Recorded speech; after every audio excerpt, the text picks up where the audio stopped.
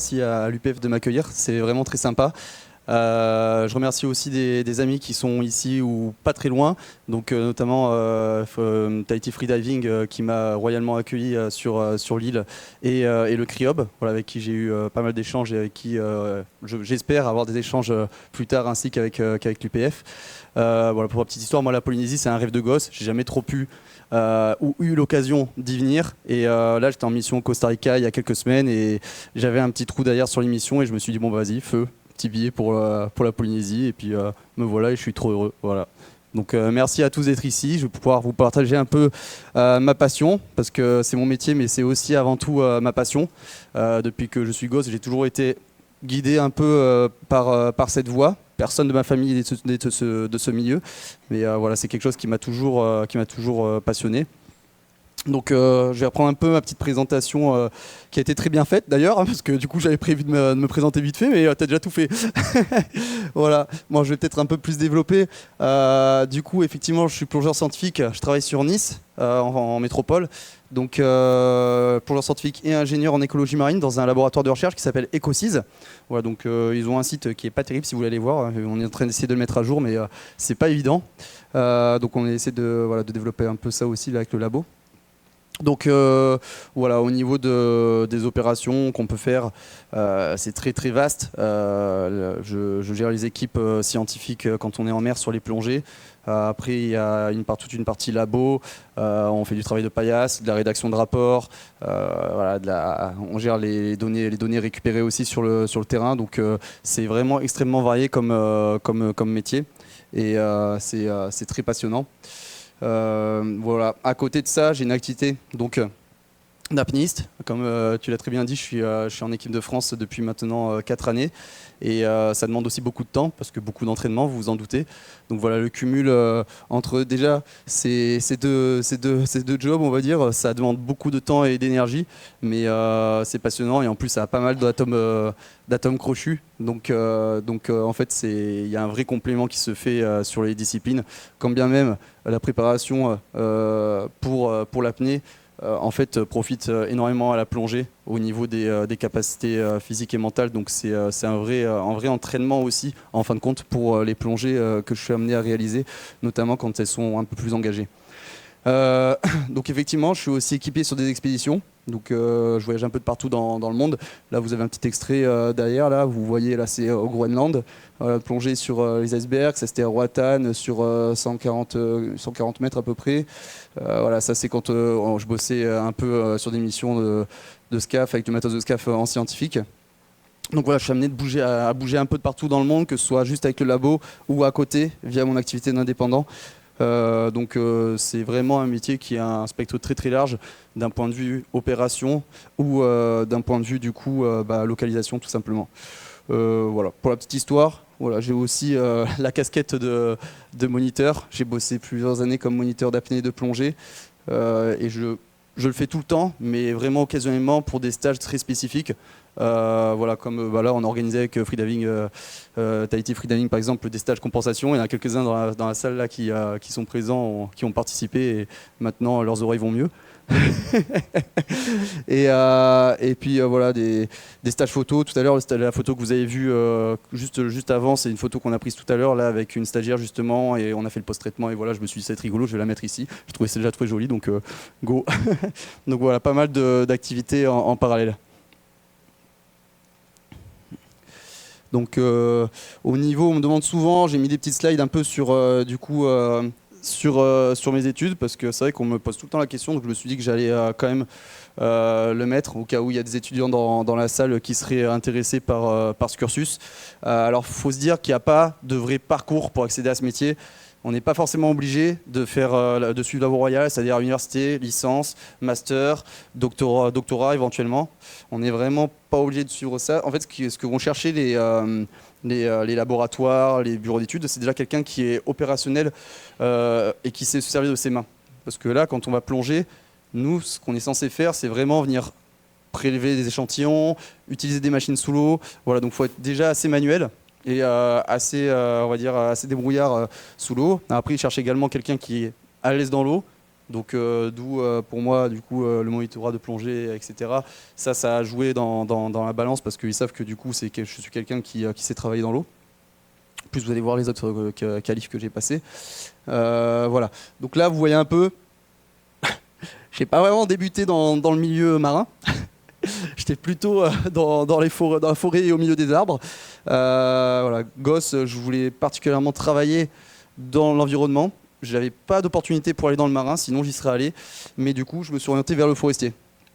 Donc j'ai voulu me professionnaliser tout de suite. On me parlait de bac S, j'adore les scientifiques, mais j'avais vraiment surtout besoin de concret. Donc je me suis orienté vers quelque chose de très professionnel en fait. Donc avec un bac professionnel qui proposait aussi un BEP de travaux forestiers. Ensuite, j'avais continué avec un BTSA de gestion forestière. Pour devenir technicien sur du coup, le forestier, éventuellement travailler avec des organismes comme l'ONF.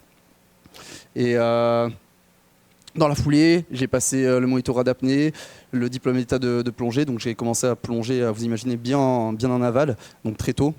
Et en fin de compte, le cumul de ces compétences ont fait que j'ai travaillé un petit moment en forestier. Et en fait, par la suite hop, j'ai passé un DU en biologie marine et un master récemment. Voilà, qui m'ont permis en fait de développer encore davantage mes activités. Donc le master là, je l'ai fait en fait en VAE pour ceux qui connaissent. C'est un truc qui est possible. Donc c'est à dire que j'étais rentré dans mon labo il y a 4 années, je suis rentré dans mon labo et en fait au bout des 4 années, j'ai demandé à valider une VAE parce que je savais que j'avais les compétences pour valider un master. Donc voilà, en sciences marines. Donc ça, si jamais certains d'entre vous voulez un peu upgrader votre niveau académique, c'est quelque chose qui est carrément possible et que je vous encourage à faire parce qu'en fin de compte, ça demande un peu de temps en plus, mais si vous avez validé pas mal de compétences déjà, parce que c'est un gros dossier, il faut valider plein de compétences en amont, etc. Si vous avez validé pas mal de compétences pendant les quelques années et que vous avez vraiment trouvé un master qui match avec votre profil, ça peut aller très très vite. Voilà. Donc ça c'est un petit tips si vraiment vous avez l'occasion, s'il y a des étudiants ici ou des professionnels qui voulaient un peu upgrader, je vous invite à le faire. Du coup, ça, c'est un peu les qualifications professionnelles que j'ai en plongée. Donc, DEGEPS, on en a parlé. Scaphandrier, classe 2, mention A. Ça, pourquoi est-ce que je l'ai passé? Alors, pour ceux qui connaissent, c'est vraiment scaphandrier, comme vous l'avez vu tout à l'heure. Là, vraiment avec le casque, on va bosser sous la flotte. À la base, c'est fait pour faire du BTP sous l'eau, hein, pour ceux qui connaissent, soudure, etc. Ici, je sais qu'il y en a pas mal qui bossent comme ça. Ça, c'était stratégique. J'ai décidé de passer ça. Et ensuite, dans la foulée, de passer un DU en écologie marine. Parce que ça, en fait, sur le CV, quand tu le donnes à l'employeur, bah, il se dit waouh, le mec, il est moniteur de plongée, mais surtout il est SCAF. Et SCAF, tu sais faire des opérations assez complexes sous l'eau. Donc ça montre que c'est déjà ton métier et que tu sais travailler. Après, tu cumules avec de l'expérience et du coup, ça te fait une ligne quand même pas trop mal sur le CV. Voilà. Ensuite, dans la foulée, avec le labo, j'avais mon recycleur que j'avais acheté pour bosser en indépendant. Donc je me suis servi du recycleur le plus possible pour valider des heures et des heures pendant qu'on était en opération de plongée. Et du coup, ça m'a permis de passer le classe 3 mention B. D'accord, donc en fait c'est un niveau de SCAF scientifique, on va dire. On plonge pas comme ça, on plonge vraiment avec une machine qui recycle notre air. On aura plein de questions après si vous voulez, donc vous me poserez des questions pour savoir un peu comment fonctionnent les machines. On pourra, je vais un peu le développer plus tard sur la conf. Voilà, et en gros, ça nous permet de plonger très profond. Très profond, c'est-à-dire en tant que salarié jusqu'à 100 mètres et hors salariat, c'est-à-dire indépendant, bah, c'est ta responsabilité, donc à la profondeur que tu veux. Donc là, en fait, c'est ça qui permet aussi de partir sur des expéditions un peu à travers le monde parce que c'est une compétence, on va dire, qui reste quand même relativement rare et qui est hyper intéressante parce que c'est une niche en fait. Donc il y a pas mal d'expés qui sont intéressés par ce genre de profil. Voilà, donc là, je vais pas développer. Hein, je suis déjà venu, je vous en ai déjà parlé un peu au niveau de mes activités. Voilà, grosso modo, pour la petite présentation. Et que vous ayez une petite idée de mon parcours. Donc vous voyez, rien de vraiment standard, il y a une réorientation au départ, et puis après du coup j'ai fini, voilà, là. Donc voilà, je vais vous parler un peu plus spécifiquement du coup là de la plongée scientifique. Donc qu'est-ce qu'on y fait, qu'est-ce qui se passe, et pourquoi, comment ça marche. Donc en fait en plongée scientifique, qu'est-ce qu'on y fait déjà? On vient en fait récupérer de la donnée, ok, pour on va dire pour de la recherche, pour des bureaux d'études. En fait, ces données, sont inclus. Enfin, c'est quelque chose qu'on va venir récupérer dans des projets. On a un projet, dans le projet, on a besoin de telles données. Du coup, nous, on va aller se mettre à l'eau pour récolter ces données. Et donc, ensuite, obtenir une base de données qu'on va implémenter. Et par derrière, ça va nous permettre de faire des analyses de ces données en fonction des objectifs. Et derrière, encore, avoir des résultats et rédiger des rapports ou des papiers scientifiques. Voilà. Il y a différents organismes qui peuvent le faire. Il y a souvent les laboratoires, du coup, je parle des labos. Forcément, je privilégie un peu les labos, je suis dans un labo aussi. Donc, il y a les laboratoires de recherche. Il y a aussi les bureaux d'études. Et après, il y a des instituts, des assos, des ONG, voilà, qui organisent également ce genre d'activité. Donc la finalité, c'est vraiment, on va dire, soit de la conservation, soit orienté pêcherie, soit de l'étude d'impact, soit vraiment de la science pure et dure pour faire des papiers. Voilà, petit descriptif du coup de ce que vous voyez. Ça, typiquement, c'est une plongée qu'on a réalisée en Méditerranée. Donc l'Estérel, je sais pas si ça vous parle. C'est en face de Fréjus. Fréjus, c'est entre Marseille et Nice. Voilà, si je résume vraiment beaucoup, c'est quand même plus proche de Nice. Du coup, là, c'était une plongée hivernale. Il devait faire 14 degrés. Donc ça va, on est équipé, on a des combis étanches. Il fait un peu plus froid qu'en Polynésie, mais ça passe bien avec une combi étanche. Et là, du coup, qu'est-ce qu'on vient faire sur cette plongée? On vient prélever du coup de la donnée. Comment? Là, on fait de l'ADN environnemental. Donc en fait, au labo, on a vraiment deux axes principaux en plongée, avec la partie de l'équipe dont je fais partie, parce qu'en fait, il y a une autre partie qui est un peu plus spécialisée algues. Nous, on est vraiment spécialisé population de poissons. Donc on a deux techniques qui sont très utilisées. On a l'ADN environnemental. Donc là, c'est ce qu'on est en train de réaliser. C'est-à-dire qu'en fait, on va prélever de l'ADN qui se trouve dans la colonne d'eau via une pompe. Donc la pompe, elle se trouve sous le scooter ici, on la trimballe. Donc c'est un machin à peu près haut comme ça, qui fait 6 kg, en gros comme ça. Et on rajoute le scooter, donc c'est des gros scooters Suex. Les Suex, ceux-là, ils sont grands comme ça. Et tu rajoutes 15 kg de poids dessus, parce qu'on a une tête en plus spéciale pour suivre des traces. Donc voilà, ça fait un bon gros bébé. Et en fait, on a une petite carte imprimée devant nous qui suivent une bathymétrie particulière et des habitats. Et nous, on doit reproduire exactement ce tracé sous l'eau pour ensuite avoir l'ADN présent sur cette trace. Et en fait, là, on va venir récupérer toutes les particules en suspension, dont les matières organiques des poissons qui sont présents. Et d'ailleurs, en fait, on va le passer en séquençage.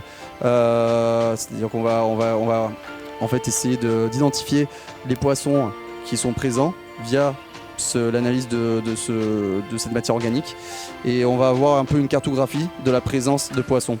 Alors l'inconvénient, c'est que ça, c'est de la présence-absence. On n'a pas encore la possibilité de quantifier. Et en science, vous savez que c'est important aussi de quantifier. Il n'y a pas que la présence-absence. Donc on couple cette technique à du comptage. Donc ça, c'est assez nouveau, hein. On a fait pas mal de papiers là-dessus avec le labo et ça marche super bien. On voit que c'est vraiment très complémentaire. Et du coup, sur le comptage, c'est l'autre vraiment axe sur lequel on travaille. Le comptage, en fait, on va venir tirer une ligne, donc un pata DK, d'accord, un double DK, un décamètre d'une vingtaine de mètres. On va venir réaliser un comptage, donc on va compter tous les poissons, on va estimer les tailles aussi. Et par derrière, toutes ces données, on va les mettre sur un tableur, et ça va nous permettre d'avoir en fait la biomasse des populations, c'est-à-dire en fait la quantité de poissons par espèce sur le site. Et avec ça, on va coupler l'ADN environnemental. Donc l'avantage, c'est qu'on va avoir quelque chose de quantifiable, mais on va aussi avoir quelque chose qui va nous permettre d'obtenir la présence de poissons qu'on ne pourrait pas voir lors des comptages. Typiquement, des poissons qui sont dans la colonne d'eau, des pélagiques qui nous tournent autour, qui sont un peu loin, qu'on ne verrait pas, ou alors des espèces cryptiques, c'est-à-dire qui se trouveraient dans les trous, dans les roches, en fait, tout simplement, hein. Voilà, c'est vraiment quelque chose de complémentaire qui nous permet d'avoir des résultats relativement fiables et une vraie cartographie des populations de poissons. Donc voilà, c'est les deux techniques sur lesquelles on travaille le plus avec le labo en tout cas, et on réalise pas mal d'inventaires, que ce soit pour des aires marines protégées ou des inventaires complets pour la création d'aires marines protégées typiquement. J'y reviendrai un peu. Alors désolé pour la qualité de l'image, j'ai pas réussi à retrouver une meilleure qualité. On a tellement de vidéos qui traînent à droite à gauche que des fois ça se perd sur WhatsApp, et du coup j'ai récupéré sur WhatsApp. Ouais, c'est un petit exemple. Là, je suis pas en train de lui dire viens manger. Hein. C'est bon, on a convenu de signes sous l'eau pour qu'il manœuvre. Voilà, c'est pour un peu vous donner aussi une illustration de ce qui se passe actuellement hein, dans l'univers de la plongée scientifique. C'est qu'on est associé de plus en plus à des machines, un peu comme dans le spatial. Il y a de plus en plus d'interactions homme-machine. Bah, en plongée, c'est pareil.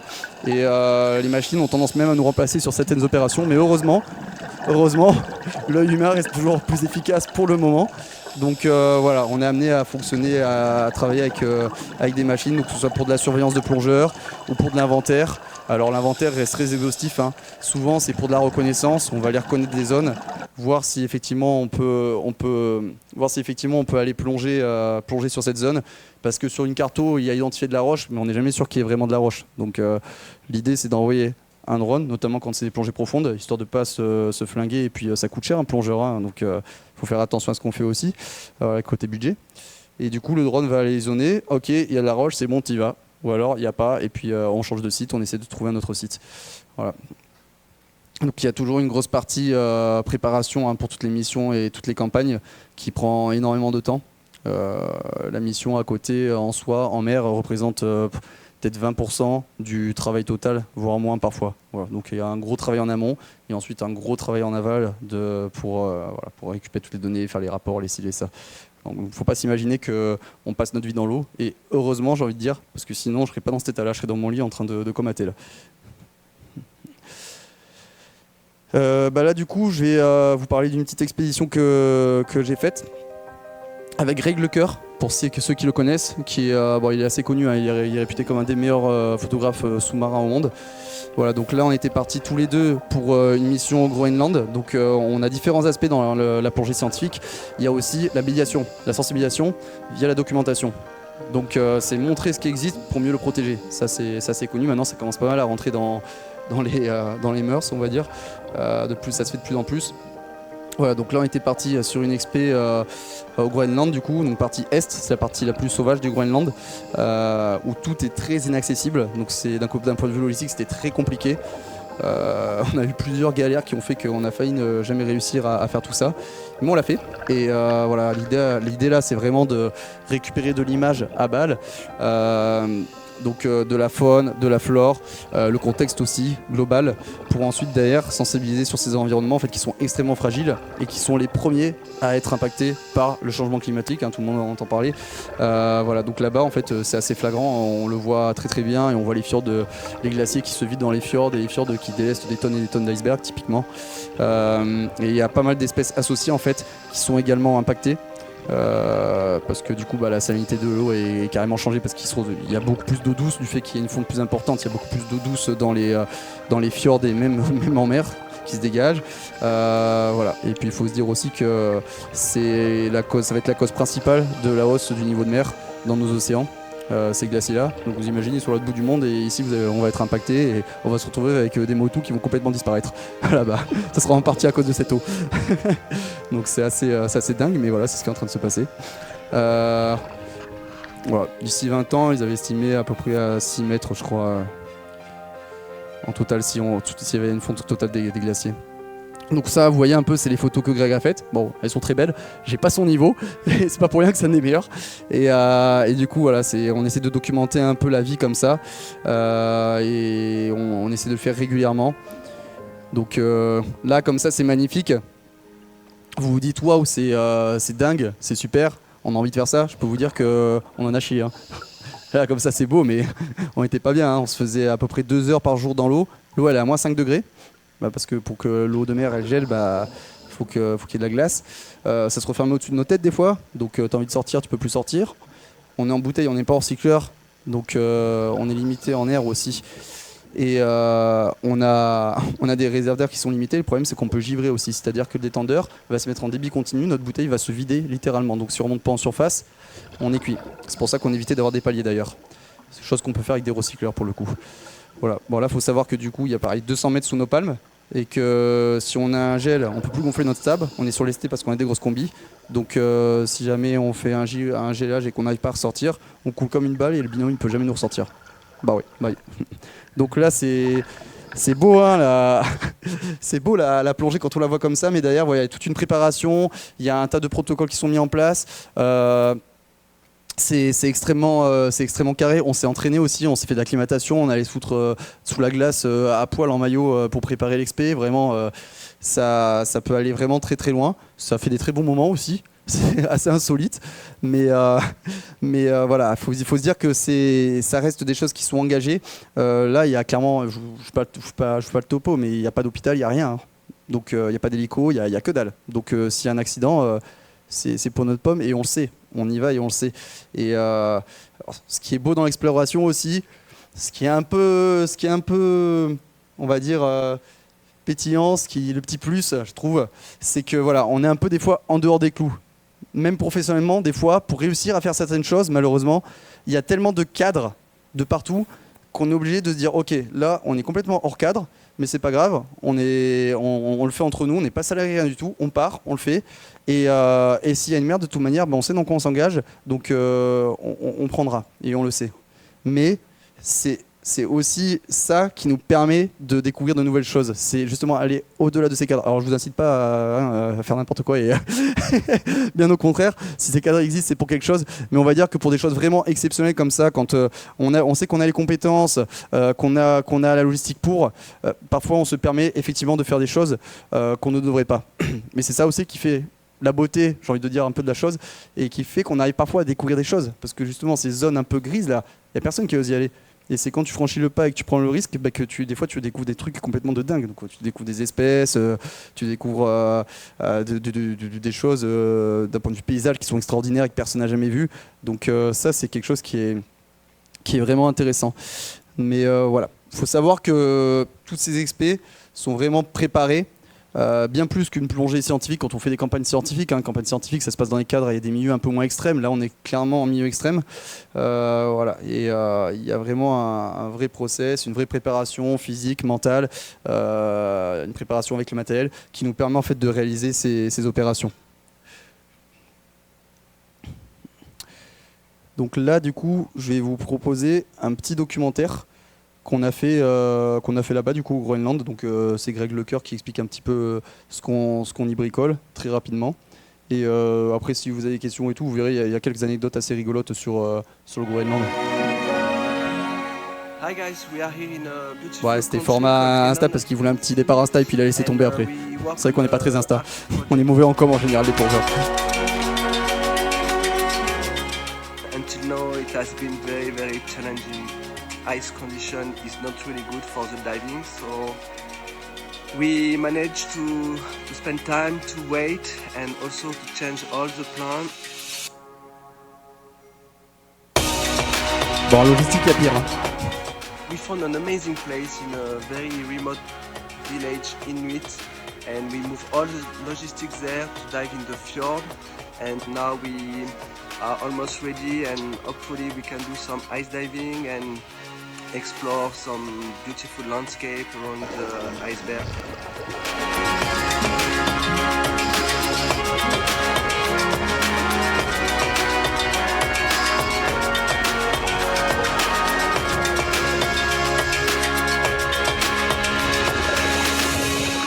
We have a lot of fun and beautiful images.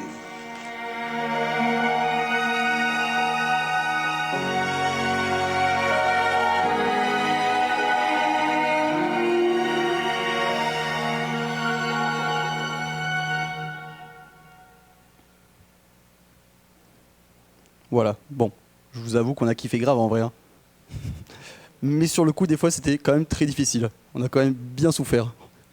Pour la petite histoire, à un moment, il y avait un des sponsors qui était, c'était Aqualung, pour ceux qui connaissent, et il voulait faire la promo d'une combi de triathlon super top. Qui c'est qui a nagé dans les glaçons à moins 5 degrés avec une combi de triathlon? C'est Bibi. Voilà, je peux vous dire, je me rappelle, parce que là, pour le coup, j'ai vraiment douillé. Voilà, donc, c'est le côté un peu rigolo aussi, des fois. Donc là, je vais vous parler, on va passer sur autre chose. Je vais vous parler un peu plus du coup des différentes techniques de plongée. Donc là, je vous parlais du recycleur tout à l'heure. Voilà, là, typiquement, c'était une plongée, je ne rappelle plus, entre 80 et 100 mètres qu'on réalisait. Donc là, c'était un inventaire complet. Donc, vous avez vu, on a les machines, là, les recycleurs. En fait, ça vient recycler l'air qu'on expire et on le réinspire par derrière, tout simplement. Donc on en parlera un peu au niveau technique tout à l'heure lors des questions si vous voulez un peu que je développe. Voilà, là c'était un inventaire total, donc on avait des caméras vraiment partout. Moi j'avais 2 caméras, plus un phare, plus de flash pour faire de la photo haute résolution. Le collègue il avait une 360 plus 2 caméras. Et en fait là on faisait des transects profonds. Et l'idée c'était vraiment d'inventorier tout ce qu'on trouvait, que ce soit de la faune benthique ou du poisson. Voilà. Et c'est sur ce genre d'opération généralement qu'on a des découvertes assez dingues, notamment des espèces que les pêcheurs n'attrapent jamais. Et en fait on tombe dessus et on fait des découvertes du coup d'espèces qui sont très rares ou qui n'ont jamais été observées dans ces zones-là, ou même qui n'ont jamais été observées tout court. Donc c'est extrêmement intéressant d'un point de vue écologique. Voilà, là c'était une plongée sur celle-ci 90 mètres à Roatan. Donc là on avait une station scientifique sur place, c'est encore un autre type de plongée. On avait vraiment une station scientifique sur un petit plateau et on avait plein d'instruments qu'on posait, qu'on déclenchait, on remontait et ensuite le lendemain on venait, on récupérait les données, on modifiait quelques trucs sur les instruments. Et on rebalance les instruments en surface des fois quand il y a besoin, on en remettait des nouveaux et on repartait. Donc on avait une vraie base scientifique, comme comme ce que peuvent avoir les gars en météo par exemple au Groenland ou autre, ou en Antarctique. Mais voilà, nous c'était sous l'eau et en fait on faisait plusieurs séances comme ça par jour pour aller changer et récupérer de la donnée. Donc ça c'est les paliers. Bon, Cycler, il faut savoir que du coup les plongées sont très longues pour ceux qui connaissent. Là on était sur des plongées entre 3 et 4 heures. Ouais, donc ça représente à peu près 1 heure fond pour 2 à 3 heures de palier. Donc là je peux vous dire qu'on a de la chance. Alors, en temps normal on se fait sacrément chier, mais là on était sur du récif donc ça passe quand même plus vite. Il y a des poissons, c'est beau, il y a plein de trucs. Voilà, il y en a qui font la sieste, il y a des copains qui font la sieste, vous voyez on a tout le matos. Et en fait ouais, là ça passe relativement vite. Bon, on peut se balader. Quand c'est ça, plein bleu et qu'il n'y a rien autour, je vous avoue qu'on commence sacrément à se faire chier. Du coup, ce qu'on fait, c'est qu'on prépare des plaquettes et on se fait des touchés coulés ou des trucs comme ça. Voilà, on rigole bien, quoi, on s'amuse. Il y en a, ils se lisent des bouquins sur des liseuses. Il y en a qui jouent à des jeux vidéo. Il y a les geeks aussi sous l'eau. Chacun son truc. Voilà, des fois, on se tape des kiffs, c'est rigolo. Faut passer le temps, donc de temps en temps, on fait un peu les clowns et ça passe plus vite. Ouais, c'est pour l'anniversaire d'un pote là. Alors, ça pour l'histoire, c'est des phares. Hein. Voilà, donc. Vous avez vu, on a 2 blocs de chaque côté. En fait, c'est du backup. Si jamais le recycleur il est mort, ce backup il va nous servir à nous et on va se le faire passer aussi entre collègues. Il y a de la redondance tout le temps en plongée. C'est comme en aviation, dans le milieu spatial, c'est une milieu à risque et on a de la redondance sur tout en fait. Et là, l'idée c'est aussi de mettre en collectif, c'est-à-dire que si quelqu'un a un souci, je vais pouvoir lui donner et un collègue va pouvoir lui donner aussi. Voilà. Donc pareil, les plongées profondes, c'est quelque chose qui est extrêmement cadré d'un point de vue réglementaire. C'est quelque chose qui est très carré, qui doit être carré. On fait beaucoup de check-up en plongée avant de partir. En général, on fait un check-up assez rapidement avant de plonger et après un sur le bateau avant de se mettre à l'eau. Ça dure pas très longtemps. Là, le check qu'on fait en surface, il dure entre 15 et 20 minutes quand on est à 4. Parce qu'on tourne et pour chaque instrument, pour chaque élément, on va faire un tour complet en fait en récitant à chaque fois est-ce que c'est ok pour tout le monde. Voilà. Et pareil pour le matos scientifique. Donc ça prend beaucoup de temps et quand il fait 40 degrés à Roatan au soleil, qu'on est sur le Zodiac, qu'il n'y a pas de taux, je peux vous dire qu'on nous met des bassines d'eau sur la tête, sinon on fait une syncope avant de partir. Voilà, ça c'est le côté un peu magique, hein. À chaque fois qu'on fait des paliers, on se retrouve avec des animaux quasiment à chaque fois. Hein. Des animaux qui nous passent à côté comme ça et j'adore parce qu'en fait en recycleur, t'as vraiment l'impression de faire partie de l'élément. C'est la seule fois de ma vie que j'ai eu l'impression de faire partie de l'élément. C'est pas en apnée, c'est hors cycleur. Une fois, je me suis posé devant une éponge géante à la Avatar. Enfin, c'était complètement dingue. J'ai enlevé les palmes. Je me suis mis comme ça devant. Ça faisait déjà 2h30 de plongée. Et là, je me suis dit, waouh, mais en fait, je pourrais vivre là. T'as l'impression de faire une randonnée, mais sous l'eau. Complètement dingue. Et là, t'as ça qui passe à côté de toi. Tu dis, ouais, non, en fait, j'ai rien à foutre là. Donc, c'est bien. J'aime bien tout ce qui est grande faune. À chaque fois que ça passe, ça te rappelle quand même que t'as rien à foutre ici et que c'est pas ton mieux. Et ça te remet bien à ta place. Par contre, c'est toujours aussi beau à voir. Hein. Enfin, moi, les tortues, j'en ai vu des milliers. Même ici, j'en revois à chaque fois, je suis comme un fou. Alors, ce qui est assez rigolo, c'est qu'on peut parler dans le recycleur. Vous entendez là ?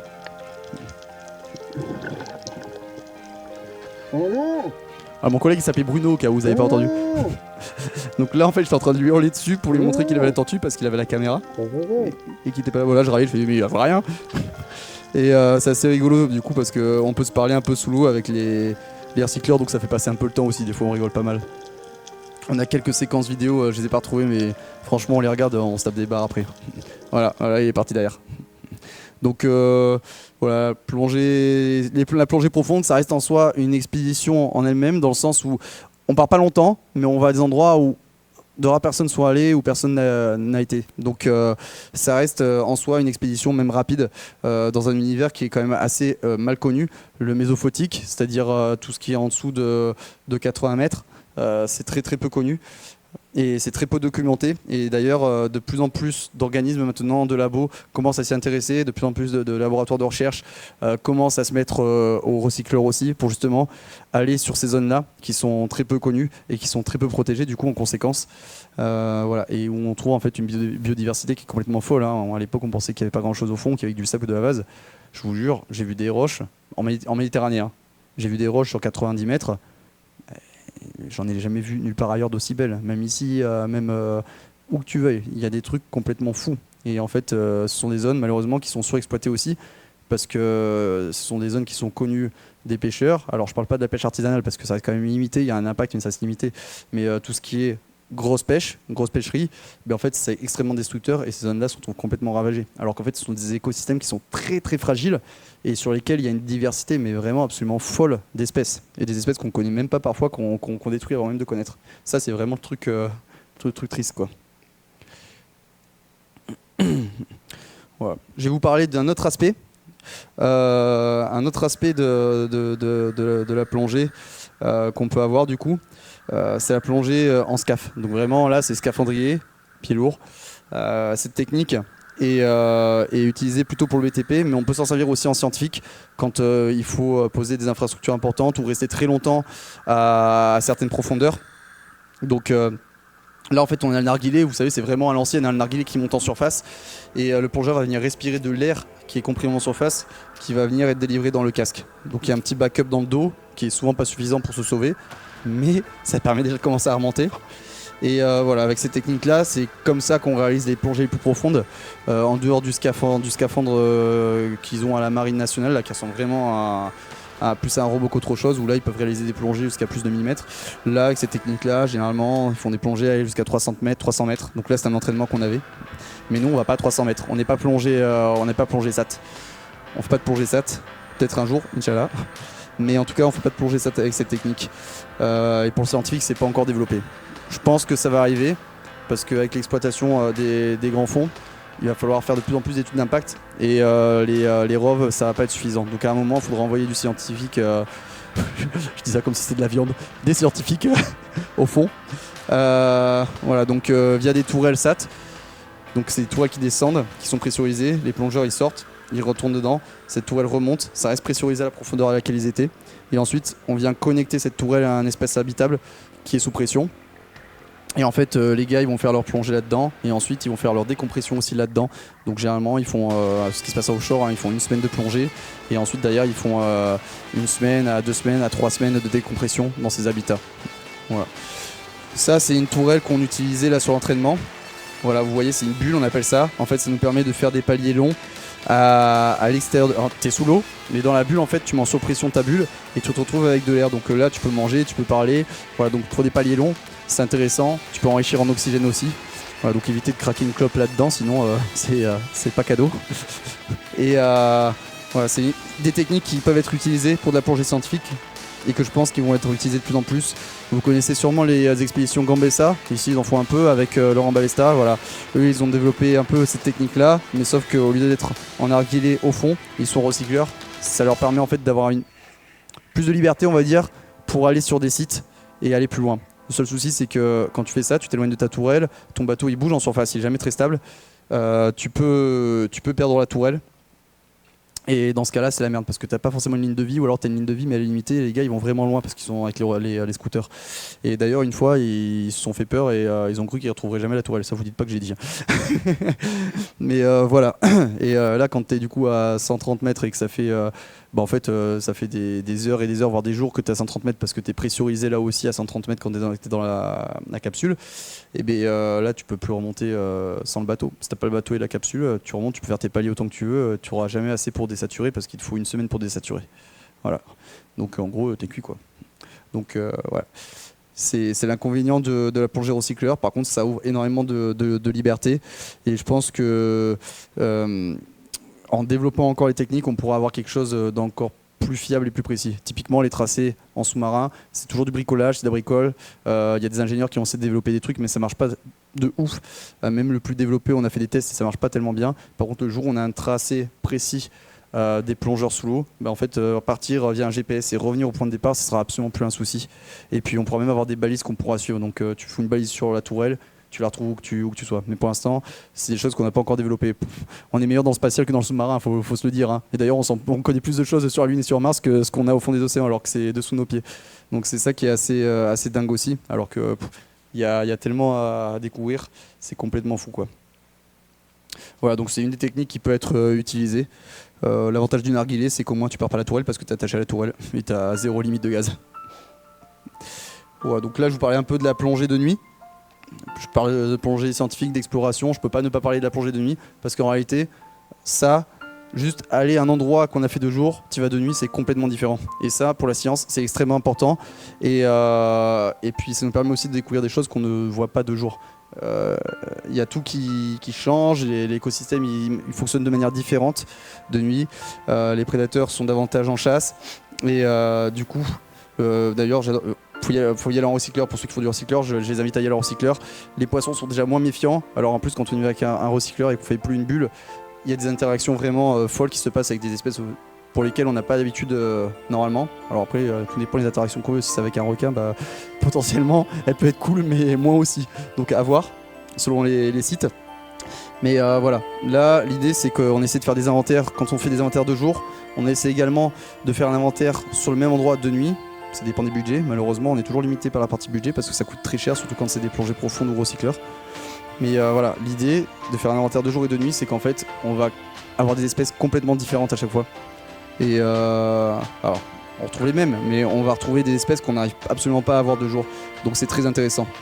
C'est très très intéressant. Et c'est malheureusement pas encore assez développé et il faudrait le faire davantage. Mais pareil, après, c'est toujours une histoire de problème de budget.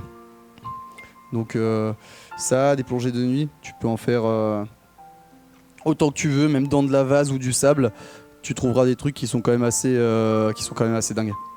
Voilà. Que de jour tu trouveras pas d'ailleurs. Voilà, là on s'était mis dans le bleu avec Greg. J'ai pris un petit appareil et en fait t'as plein de plancton dans tous les sens et tu te régales quoi.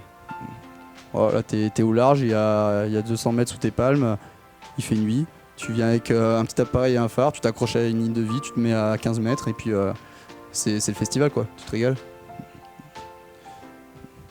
Voilà. Donc pour ceux qui n'avaient jamais fait de la plongée de nuit, j'espère que je vous ai donné envie. Bon là je vais vous montrer un petit film du coup qu'on avait fait avec des collègues quand on était parti sur une petite expé, donc ça c'était dans les Antilles. On était censé faire du cétacé, malheureusement on n'a pas réussi à en voir un seul. Enfin on en a vu mais de très loin et on n'a pas réussi à faire les inventaires qu'on voulait.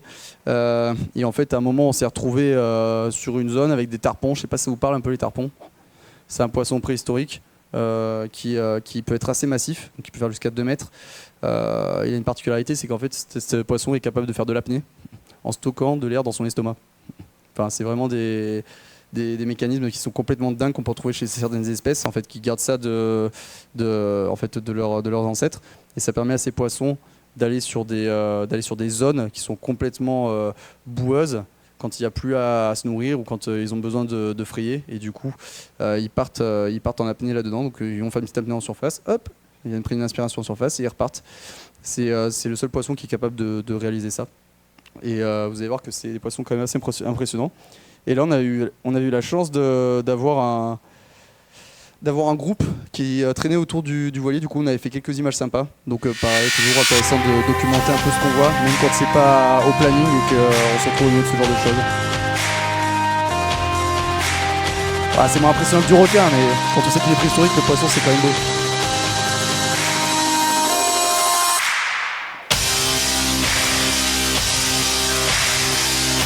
Voilà, donc là, ils étaient en pleine chasse.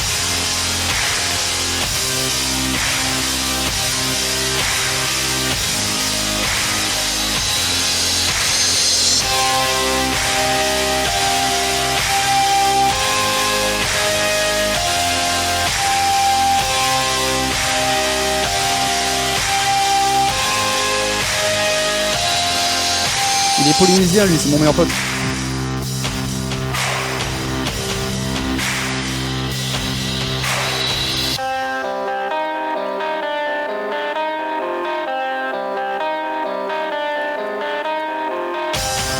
Voilà, donc vous voyez qu'ils sont quand même assez costauds.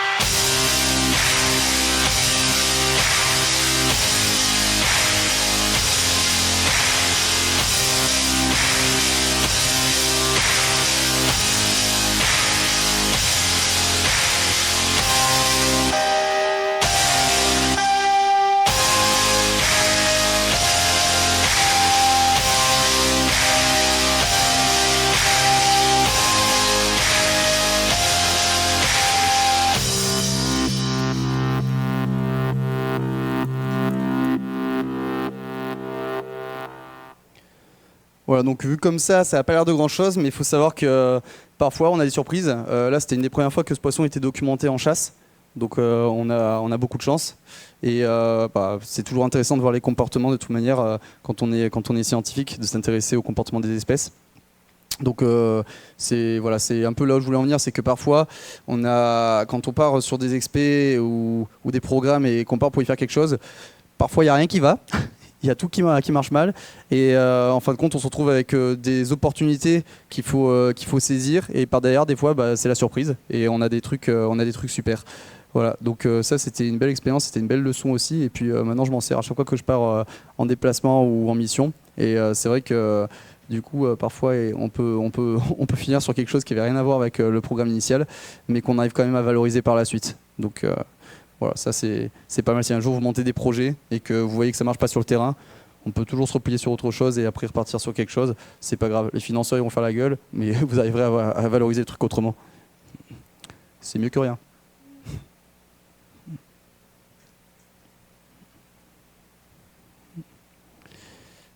Alors, hop.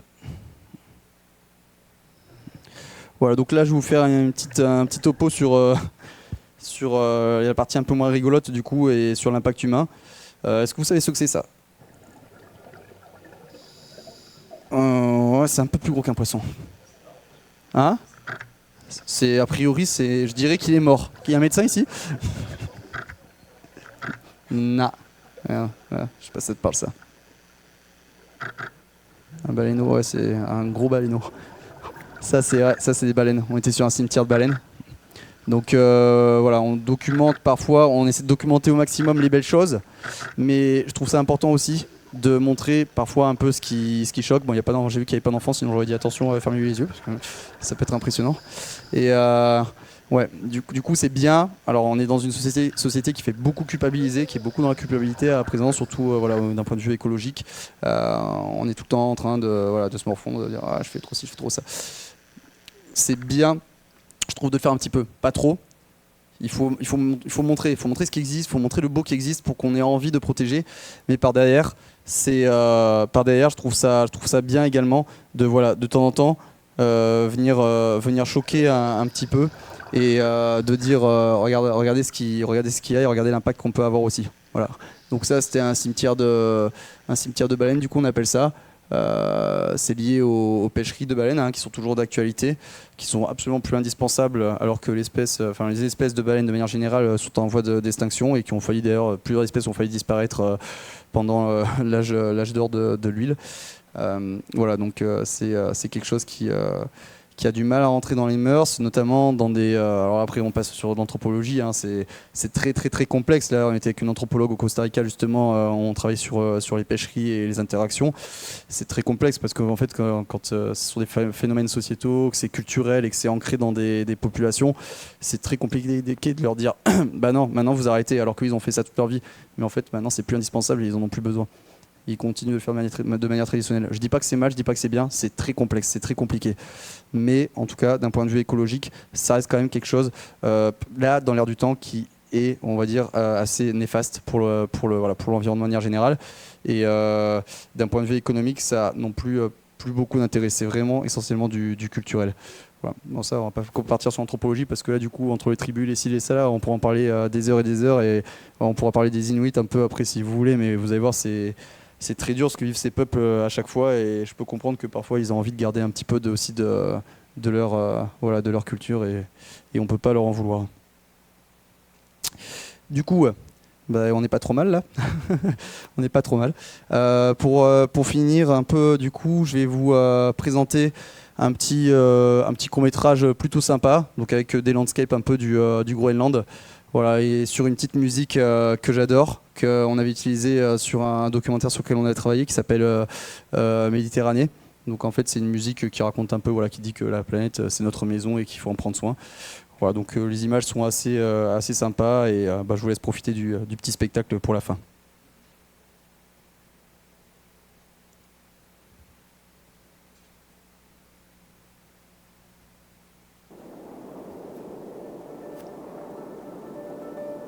She is my own. She shines as gold between earth and sky. She lies and rolls. She washed our souls out. She washed our souls out. Washed our minds and all our sorrows. She's the mother of all cures. I know we can't deny.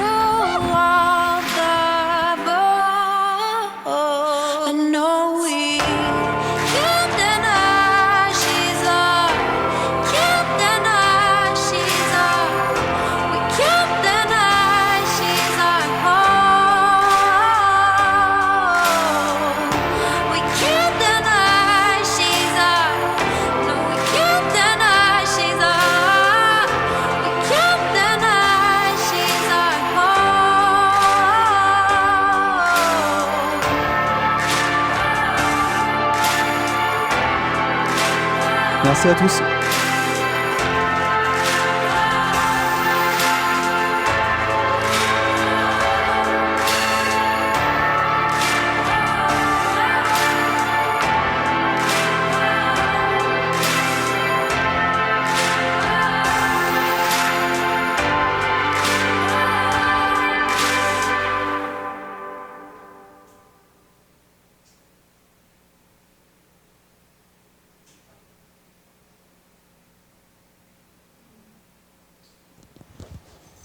Mais la petite larme à chaque fois cette vidéo là. La musique est trop belle. Bon, du coup, c'est le petit Test, moment. test. Si vous avez des questions, ah yes, il y a un petit micro, super. Si vous avez des questions, Merci beaucoup, Gilles. n'hésitez pas. Voilà, c'est avec plaisir que je répondrai. Là, l'idée, c'est qu'on ait un petit temps d'échange. Et il n'y a pas de questions bêtes. Franchement, il peut y avoir des gens qui n'ont jamais fait de plongée ou qui ne connaissent pas du tout le domaine scientifique. Et n'hésitez vraiment pas. Enfin, nous, on est là pour partager à fond et ça nous fait toujours plaisir d'apprendre plein de trucs aux personnes. Et nous, on est les premiers, je pense, à aimer apprendre quand on fait de la science. Donc voilà, n'hésitez surtout pas. Merci Gilles pour ce partage de tes expériences et puis du travail en fait, que tu mènes. Donc c'est extraordinaire. Et donc, sans plus tarder, donc, on va laisser la parole à l'auditoire. Merci. Vous avez des questions?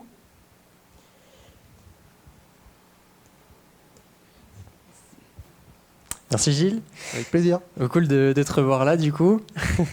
Et ouais, j'avais une question sur un petit peu les retombées, sur le concret un petit peu que tu pouvais avoir à la suite des prélèvements et de ce que tu faisais lors de plongée, sur un petit peu dans la chaîne en gros de tout ce qui s'est passé. Comment est-ce que l'action que tu as menée a permis de faire une découverte un peu concrète sur un poisson, une espèce, etc. Voilà, des exemples de choses un petit peu comme ça. Si t'en as, et si t'en as pas, c'est pas grave. J'imagine que t'en as plein. Ouais, il y en a beaucoup trop. Il y a beaucoup trop d'exemples. Mais je vais partir sur quelque chose de relativement simple. Typiquement, déjà de base, tes résultats. En fait, si je parle des travaux qu'on fait, souvent, c'est pour après d'ailleurs orienter les décisions politiques. Très souvent. C'est-à-dire qu'en fait, on va leur dire, il se passe ci, ça. Nous, on reste le plus objectif possible. Hein. Nous, en tant que scientifiques, on n'est pas là pour leur dire, faut faire ci ou faire ça. Surtout pas. On donne des orientations globales, on indique ce qui se passe, mais on va jamais dire, fais telle action ou fais telle action. C'est pas notre rôle. Okay, donc, on va donner un rapport ou un papier scientifique, mais là, c'est pas forcément pour les politiques, mais plutôt un rapport aux politiques. Et eux, d'ailleurs, ils vont prendre conscience, prendre connaissance, et ils vont se dire, effectivement, ça marche pas, donc il va falloir adapter et faire les choses autrement. Malheureusement, des fois, il faut un peu l'autruche. Voilà, ça, ils savent bien le faire aussi. Et du coup, on n'a pas de résultat derrière.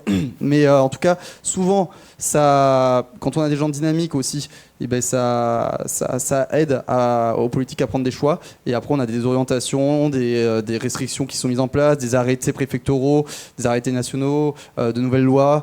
Voilà. Ça peut être, ça peut aller très très loin en fait. Donc vraiment d'un petit papier, d'un petit rapport, ça peut vraiment partir très loin. Typiquement là, on a bossé avec Under the Pole sur Roatan. Il y avait une petite aire marine protégée qui existait, mais très limitée. Donc aire marine protégée, pour ceux qui connaissent pas en fait, c'est une zone en mer avec on va dire des restrictions, ok. Malheureusement, les AMP, il y en a beaucoup, mais il n'y en a pas beaucoup avec des vraies restrictions. Donc, c'est-à-dire qu'il y a des trucs qui s'appellent AMP, mais on appelle ça des AMP en papier. Donc AMP, c'est aire marine protégée.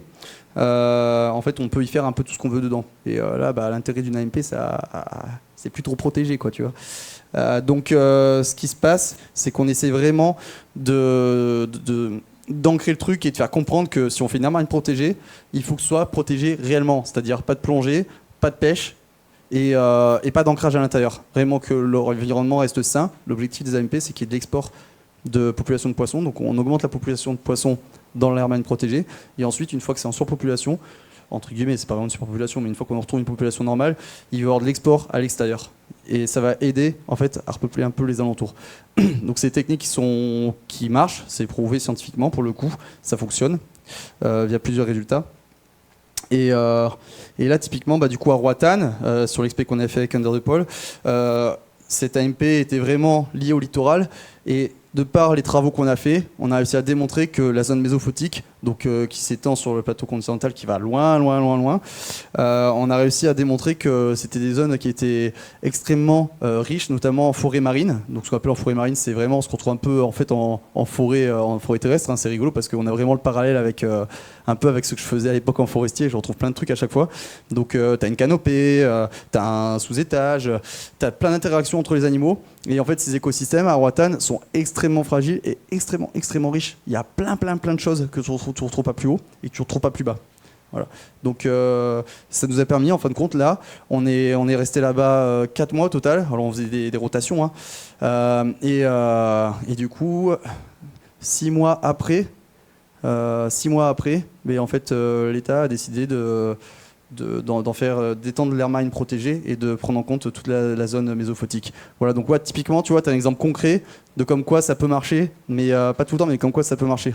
Et on a fait pareil pour Nice. Nice, là, vous avez vu la plongée au départ au cycleur, la première plongée que je vous ai montrée, là, où c'était vraiment très, très, très, très noir. Voilà. Ça, c'était pareil sur Nice. Je suis allé faire des inventaires là-bas avec un collègue. Laurent Boulmier, pour ceux qui connaissent un peu, qui plonge beaucoup sur Marseille. Voilà, on a fait un inventaire pour, en fait, démontrer qu'il y a des choses à protéger. Et dans la foulée, en fait, il y a une aire marine protégée maintenant qui est créée. Donc tu vois, ça peut vraiment avoir un vrai gros impact et pas seulement à petite échelle, ça peut aller vraiment très très loin. Donc c'est un truc qui est hyper motivant aussi parce que tu dis, ouais, tu bosses pas pour des peanuts, quoi. D'ailleurs, tu as des vrais résultats et c'est des résultats qui sont concrets et tu sais que d'ailleurs, tu vas protéger, tu vas aider la nature, entre guillemets, à reprendre un peu une dynamique sans non plus empêcher les gars de bosser parce que c'est ça l'intérêt. L'intérêt, c'est d'avoir une vraie interaction avec les acteurs du milieu marin et c'est là où parfois ça peut être compliqué même. Mais voilà, l'idée, c'est qu'ils s'y retrouvent aussi et qu'on n'empêche pas certaines personnes d'avoir un métier et de continuer à vivre de leur métier. Ça, c'est très important. Donc ça, on le prend toujours en compte. Hein. C'est jamais poussez-vous, on est les écologistes, allez hop, on fait de la place, hop, c'est bon, je fais mon arme protégée sur la carte et je repars. Non, c'est un très très long process. Ça demande beaucoup d'échanges, énormément de réunions. Et ça part vraiment pour l'avoir vécu. Hein. Je suis parti du conseil scientifique de Nice pour le coup, donc j'étais dans les réunions à chaque fois. Et c'est complètement barjot parce que vraiment, ça va dans tous les sens. Et un coup c'est oui, et un coup c'est non, et un coup lui est d'accord. Et en fin de compte, lui il était d'accord, mais il est plus d'accord. Et concilier tout ça, c'est très compliqué. Mais on commence à y arriver. Il n'y a pas encore de vraie méthodologie. C'est relativement récent, les aires marines protégées, surtout quand on veut être des protections fortes. Mais on commence à réussir à faire des choses bien. Donc ça, c'est vraiment très très cool. Donc voilà, c'est un des exemples. Et après, si on parle typiquement d'une découverte d'espèces ou autre chose, bah là, c'est les muséums après d'histoire naturelle qui s'en emparent un peu. Toi, tu lui envoies quelque chose et puis eux, ils vont faire des relevés avec toi pour essayer de récupérer ça, vraiment de l'inventorier, faire de la taxonomie et dire ok, effectivement, c'est quelque chose de protégé. Et après, tu archives le truc et le machin, il a ton nom et t'es content. Voilà, ça s'arrête là. Non, je rigole, ça s'arrête pas là, mais en gros, t'es quand même content. Voilà, grosso modo, si je résume un petit peu sans aller dans tous les sens.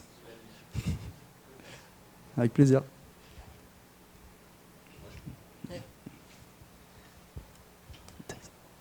Avec les datas des 50 dernières années, est-ce qu'on peut faire une projection des 50 prochaines en ce qui concerne l'évolution la fonte des glaces par exemple et des espèces?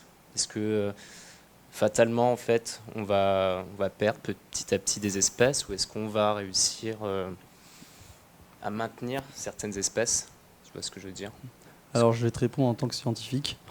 Je ne vais pas m'avancer parce que je ne connais pas tous les papiers du monde et que j'ai pas tout étudié et que c'est pas forcément mathématique. Mais par contre, j'ai lu des papiers et j'ai vu certaines choses déjà. Et j'ai bossé sur certaines thématiques aussi avec des collègues. Donc je m'avance pas trop non plus. Mais je vais te parler un peu de ce que moi je sais de mon expérience. Je sais que ça, de toute manière, c'est connu. On a des modèles en fait, des modèles scientifiques qui nous permettent en fait, avec l'évolution passée et plein de facteurs, de voir un peu comment est-ce que ça va évoluer, en fait, de faire des projections. C'est un peu comme en météorologie, en fait, tu vois.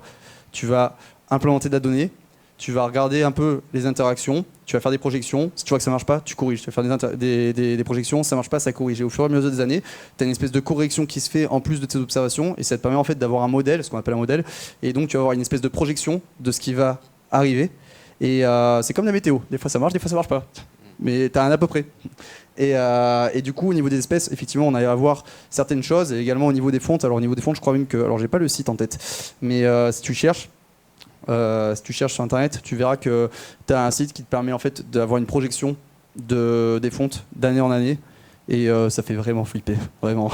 Londres est sous l'eau, hein, littéralement. Hein, d'ici X années, je sais plus trop, mais je sais pas si tu avais vu un petit peu, mais c'est vraiment impressionnant. On réalise pas en fait, on se dit c'est pas possible. Donc oui, ça marche complètement. Et pour les espèces de poissons, pareil. Alors pour les espèces de poissons, il faut savoir que du coup, il y a beaucoup de facteurs aussi. Il n'y a pas que le facteur changement climatique ou humain. Alors si, c'est humain du coup. Tu as aussi un peu tout ce qui s'est passé au niveau des ouvertures des mers via les canaux par l'homme. Et ça, en fait, ça a créé des interactions vraiment très particulières entre les océans et les mers qui font que tu as des espèces, notamment, typiquement, je pense à la Méditerranée parce qu'on a bossé là-dessus, tu as des espèces locales qui commencent à se faire remplacer par des espèces de mer Rouge, tu vois. Donc, mais littéralement, hein, on a été plongé en Turquie, c'est la Méditerranée là-bas. Hein. Et ben en fait, il n'y a plus une espèce méditerranéenne, tu n'as plus que des espèces de mer rouge. Elles ont complètement pris dessus. Donc, mais même niveau algues, hein, tu n'as plus rien. C'est de la roche pelée, c'est du caillou. Il n'y a plus de posidonie, il n'y a plus de plantes marines, tout mangé. Et en fait, ça, c'est effectivement, il y a des projections dessus et on sait que il va y avoir plein de migrations d'espèces. Donc déjà, toutes les espèces vont généralement, alors surtout les espèces qui sont sensibles à la chaleur, vont quitter un peu, tu vois, l'équateur et vont remonter au nord ou au sud. Nous, typiquement en Méditerranée, elles vont plutôt avoir tendance à remonter au nord et il y en a qui vont se faire piéger un peu en mer Nord, tu vois, elles vont se retrouver vraiment en haut, parce que ça fait une espèce de cuvette, et elles vont être bloquées là-haut. Donc elles, on sait que malheureusement, si ça continue à se réchauffer, quick. Voilà. Donc on a des projections comme ça, on voit qu'il y a des espèces qui vont avoir des migrations, on voit qu'il y a des flux migratoires qui vont être bloqués, et on se doute qu'elles vont pas survivre très longtemps. Et après, du coup, tu as aussi des mouvements de population liés au fait qu'en fait, on a ouvert certaines mers, ou qu'on apporte des espèces invasives, d'accord, ou non indigènes, mais généralement c'est plutôt les espèces invasives dont on se méfie. On les importe via des processus, typiquement les ballasts des bateaux. Tu vois, il peut y avoir des larves qui rentrent dans les ballasts lorsqu'on remplit les ballasts. On va dans une autre mer, on vide, et puis là du coup il y a une espèce qui se retrouve, il y a une larve de larve, paf, ça fait des petits, et puis c'est parti. Nous là au nord de la Méditerranée, du coup, on se retrouve avec, depuis l'année dernière, j'ai fait la première observation j'étais trop content, c'était poisson perroquet.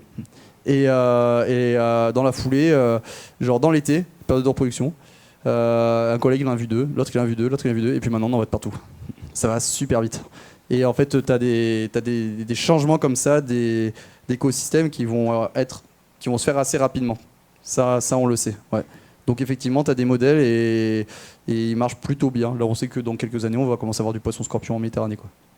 Lionfish, pardon, poisson lion. Non, scorpion lion, quoi. On a les rascasses, c'est déjà bien. On va pas trop charger non plus. On pourra plus se baigner après. Donc ouais, carrément. Des projections, ça existe et on peut prévoir. Pas de manière précise à 100%, jamais. Hein. C'est des modèles, mais on peut. Et est-ce que une espèce est capable de s'adapter ou de muter? Enfin, tu vois, par exemple, la pollution, en partant d'une petite larve, est-ce qu'elle peut se modifier, devenir une nouvelle espèce? Je dis pas alien, mais tu vois, une petite modification dans son milieu qui n'est pas le sien finalement. Est-ce que ça peut se faire? Alors, tu as des adaptations génétiques qui se font, mais c'est pas sur une génération. Ça va se faire sur plusieurs générations. Et ça, tu le retrouves de manière générale avec les plantes, avec les animaux, l'être humain. Enfin, pour moi, on est un animal aussi, mais voilà, l'être humain. Enfin, donc, il y a des adaptations qui se font sur plusieurs générations, mais oui, clairement. Et des fois, les mutations sont assez même impressionnantes. Hein. Enfin, surtout chez les plantes. Les plantes, c'est juste, pour ceux qui s'intéressent aux plantes, tu es en Amazonie, tu vois en combien de temps ils changent de technique de reproduction parce qu'il y a un prédateur ou pour se protéger ou autre chose. Ils font des choses complètement hallucinantes. Si ça vous intéresse un peu tout ça, franchement, documentez-vous parce que vous allez vous régaler. Et du coup, tu as des adaptations génétiques qui vont se faire, mais sur du long terme. Donc, tu as des espèces éventuellement qui pourront devenir résistantes à certaines choses. Après, tu en as aussi malheureusement qui le seront moins et qui vont peut-être être amenés à disparaître. Voilà. Mais en tout cas, il faut savoir que on essaie de réguler, mais l'homme n'est pas tout puissant. On ne pourra jamais tout réguler et en fait, ce qui devra arriver, arrivera. Mais il faut se dire aussi que la Terre est extrêmement puissante et la nature est très très puissante. Et en fin de compte, quoi qu'on fasse, même s'il y a telle ou telle espèce qui meurt, tu en auras toujours pour remplacer derrière. Et s'il y en a un qui finira par s'éteindre, c'est l'être humain, mais la Terre, il y aura toujours des êtres vivants dessus. Voilà. On est un peu nombriliste des fois. Merci. D'autres questions? Ouais.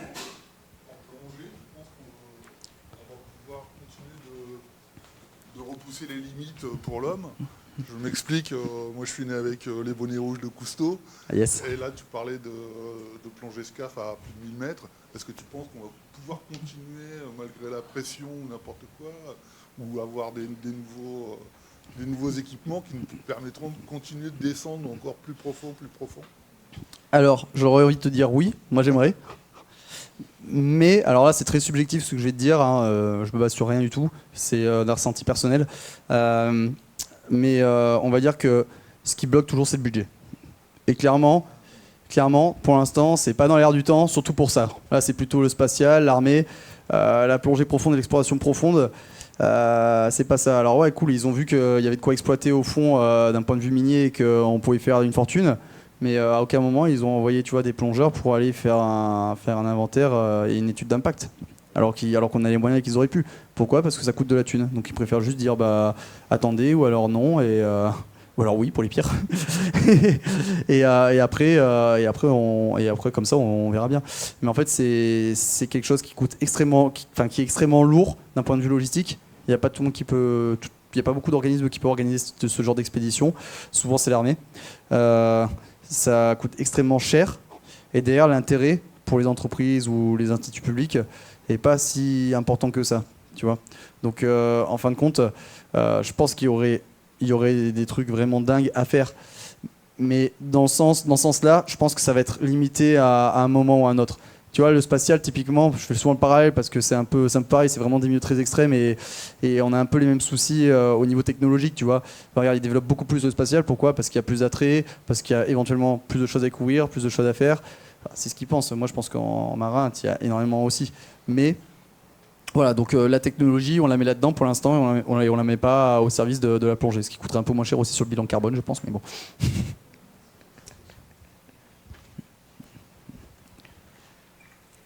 C'était ta question ? Je réponds bien à ta question ? Ouais. Mais je suis pour Cousteau. Hein. Exploration. Merci Gilles, merci pour ta présentation. Je prends ma casquette médiation scientifique. Ce soir, on a fait de la médiation scientifique, donc merci pour tout ça. On a parlé des AMP. Ici, en Polynésie française, sont nées les aires marines éducatives. Tu as parlé de la médiation, enfin de la vulgarisation avec les enfants. Ça, c'est fait à chaque expédition parce que, encore une fois, tu décris des milieux dont pas beaucoup de monde a accès. Ici, en Polynésie française, il y a des plongeurs qui descendent à 120 mètres, dont Gilles, d'ailleurs, c'est lui qui nous a mis en relation. Moi, on est deux. Mais tu vois, Gilles, quand il descend, c'est pareil, il découvre aussi de nouvelles espèces, ici, en Polynésie française. Donc ça, il y a peu de gens qui sont au courant aussi. C'est vrai que des vidéos sur ce qu'il fait à 120 mètres, alors il ne peut pas rester longtemps, hein, comme tu l'as dit, mais tu vois, pour les enfants, pour expliquer un petit peu que, voilà, si tu as un impact aussi à 120 mètres, ce que ça peut faire jusqu'au littoral, enfin expliquer tout ça. Donc c'était juste pour savoir si, dans le cadre de vos expéditions, c'était quelque chose que vous faisiez. Et si vous aviez des supports là-dessus, parce que ça, c'est aussi, je pense, des choses qu'on pourrait expliquer aux enfants ici, localement, quoi. Carrément. Alors avec le labo, c'est quelque chose qu'on fait complètement. Déjà au niveau sensibilisation et médiation scientifique, surtout avec les jeunes, on le fait beaucoup. On intervient dans des écoles. Alors c'est vrai que le labo, on intervient dans des écoles. On fait de la médiation aussi via la fête de la science tous les ans. Donc on a vraiment un gros stand et on leur fait faire plein de trucs super. Yes. Faut que tu viennes. Et du coup, ouais, on a pas mal de supports. Après, le labo, il est assez bébé là-dedans encore, dans l'exploration profonde. Voilà, il y a que moi du labo qui fait un peu ça. Pour l'instant, j'ai écrit quelques rapports, tu vois, mais c'est vraiment pas institutionnalisé pour le moment, on va dire. Voilà, donc il reste quand même encore discret là-dessus. Moi de mon côté, j'essaie de faire un peu des interventions dans les écoles, mais pareil, ça reste limité. Là, en fait, on fait le plus de choses, c'est avec les organismes comme Under the Pole, Tara, où en fait, typiquement, tu vois, Under the Pole, quand on était sur Roatan, à un moment, on a fait venir une école, l'école de Roatan, en fait. Hein. On l'a fait venir sur le bateau. Et on leur a montré toutes les machines, on leur a expliqué, on leur a montré des vidéos, on leur a fait une projection dans l'école. Donc il y a tout un volet aussi, médiation et sensibilisation, qui est énorme. Surtout dans des communautés comme ça, en fait, où on sait que cette connaissance, ils ont tout devant, mais cette connaissance, ils l'ont pas forcément, parce qu'ils n'ont pas malheureusement, ils n'ont pas la technologie pour y accéder, en fait. Donc c'est hyper important de leur faire prendre conscience de ce qu'ils ont chez eux, en fait, pour qu'ils aient envie de le protéger. C'est exactement ce que je disais tout à l'heure, et tu connais très bien, hein, c'est vraiment le cœur de la médiation scientifique. Ouais. Ouais. Je suis pas sûr que ça ait été fait. Tu vois, typiquement. Ils l'ont pas fait. Je suis pas convaincu. Mais du coup, c'est dommage parce que voilà, c'est lors d'expéditions comme ça qui arrivent pas souvent. Donc justement, on pourrait développer des choses avec les enfants et puis faire passer des messages. Parce que tu disais qu'il n'y a pas d'enjeu sur les fonds marins, moi je te dirais, il y en a beaucoup. Ah oui, il y en a. Il y en a beaucoup. En plus, stratégiquement, dans la région, il y en a beaucoup. Si on descend vraiment profond. Ouais, Voilà. j'imagine. On parle aussi de tout ce qui est nodule, tu vois, dans les grands fonds. Là, c'est encore un autre sujet. Ouais. Mais tu vois, je pense que justement, il y en a beaucoup, quoi. Ouais, carrément. T'as carrément raison. Mais effectivement, je pense qu'ici, il y aurait tellement à faire. Enfin, moi, ce que je dis à tous les potes que j'ai rencontrés, et même les plongeurs, je leur dis, waouh, mais vous avez tellement de quoi faire ici et tellement de quoi sensibiliser. C'est dingue, quoi. Moi, du coup, j'ai trop envie de, tu vois, je suis en mode, waouh, j'ai envie de venir un peu pour aider, quoi. C'est vrai que Under the Pole, du coup, s'ils sont pas venus, c'est un peu dommage parce qu'en général, il faut quand même beaucoup de sensibilisation. Ils sont tout le temps dans les écoles. Bah écoute, je sais qu'on devrait revenir fin d'année prochaine, donc je vais leur en toucher un mot. Et puis, on serait plus sur les marquises, mais si on peut faire un petit crochet par ici, ça pourrait être pas mal, du coup, ouais.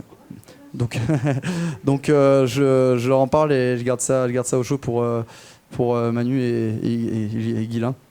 Ouais, mais complètement, c'est primordial en fait. L'éducation, c'est par là où tout passe. Bah, d'ailleurs, j'étais au Costa Rica, je trouve qu'ils ont trop bien réussi leur coup, parce que c'est un pays d'Amérique centrale. Là-bas, tu as dans tous les pays autour, c'est full plastique, il y a des déchets de partout. Costa Rica, tu arrives au milieu, en 3 générations, il y a tout qui est nickel. En 3 générations, ils ont fait de l'éducation aux jeunes, ils ont fait de la sensibilisation, c'est ancré. C'est complètement dingue, t'as pas l'impression d'être en Amérique centrale, vraiment, tu t'hallucines. Enfin, moi j'ai décroché quand j'ai vu ça. Et c'est là où effectivement, je le savais déjà, mais là j'ai eu un exemple concret, tu te dis, bien, mais en 2-3 générations, c'est plié, quoi.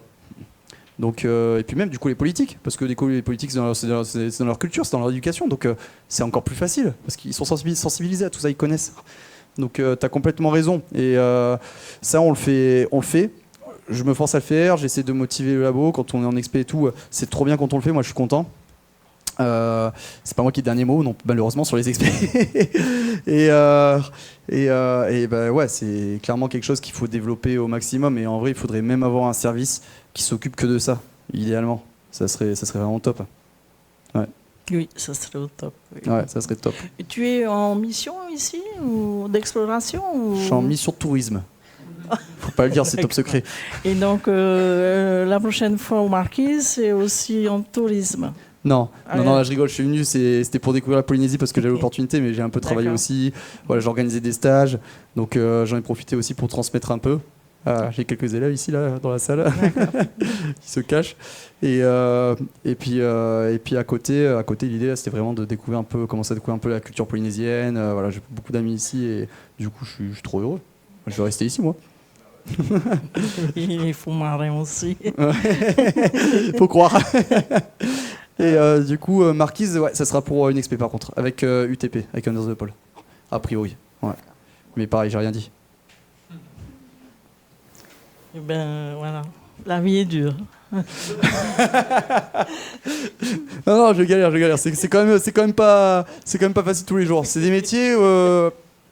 Alors pareil, ça je peux vous en parler, c'est très beau comme ça, mais c'est des métiers quand même qui sont assez fermés, on galère un peu à y arriver, et ça peut être précaire aussi. Je sais pas si vous connaissez un peu des plongeurs du CRIOB, ils vous ont sûrement déjà parlé. Voilà, c'est difficile ici d'avoir un poste permanent, il y a du financement, il y a plus de financement, on te prend en CDD, on ne te prend plus, on essaie de te dépanner en te faisant faire des piges. C'est compliqué. Donc moi j'ai eu 4 années vraiment tranquilles où il y avait renouvellement de contrat sur renouvellement de contrat parce qu'on avait des projets qui tournaient super bien. Là, toutes les dernières demandes de financement elles sont tombées à l'eau. Le contexte il aide pas malheureusement. Donc je m'en trouve aussi un peu de mon côté à essayer de me dépatouiller. Donc effectivement c'est un domaine qui est passionnant, mais voilà, faut savoir dans quoi on s'engage et dans quoi on met le pied, quoi. Ça peut prendre du temps. Merci pour le partage. Une question sur ce type de plongée. Est-ce que ça peut amener à des adaptations physiologiques ? Alors, j'ai envie de te dire oui, mais le problème c'est que ça peut pas marcher parce que j'ai des adaptations physiologiques, mais je fais beaucoup d'apnée à côté. Et je pense que c'est plus lié à l'apnée.